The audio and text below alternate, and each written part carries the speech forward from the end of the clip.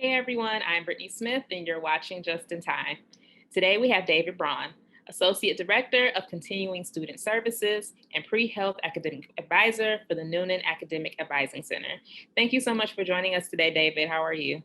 I'm doing well, thanks, Brittany, and thanks for having me. Sure thing. So, what advice do you have for students who might be nervous to attend virtual office hours?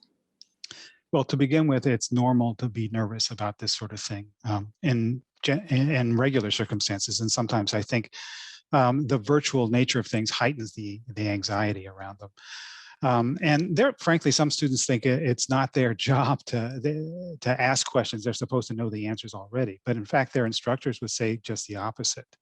That learning how to ask good questions well is an essential skill for an effective student. And moreover, it's necessary for good scholarship. And finally, that their office hours are a great place to begin learning how to do that. And secondly, um, preparing can sort of ease you out of that sense of nervous anticipation that makes this sort of thing hard.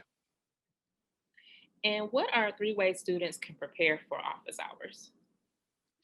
Well, for starters, get to know what's going to happen when you get there. There are different ways to do office hours. There are different virtual platforms, sequenced one-on-one appointments, or group-based things.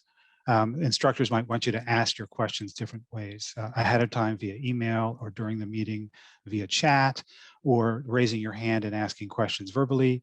Um, and it's helpful to know those things ahead of time so it can calm you down. How do you find out about them?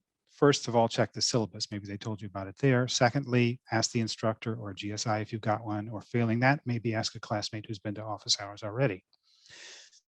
Secondly, this is advice that covers all territories, not just the virtual one. Um, um, think of questions while you study, whether you're reading or listening to a lecture. Keep notes. If you're confused by something or just flat out didn't understand it, write it down and save it for later. Or if you're fascinated by something, write that down too. And think about questions that ask in the framework of how and why rather than just what's the answer to this. Like, how do I start solving this problem?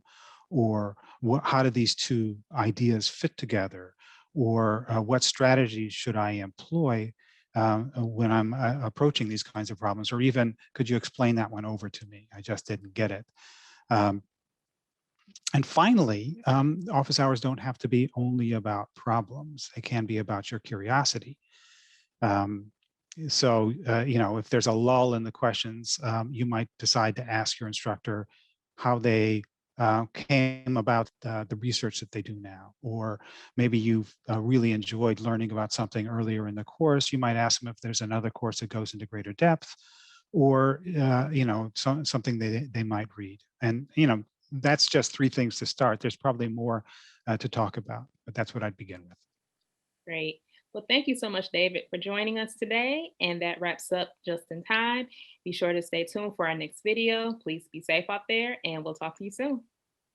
Thank you. Bye bye.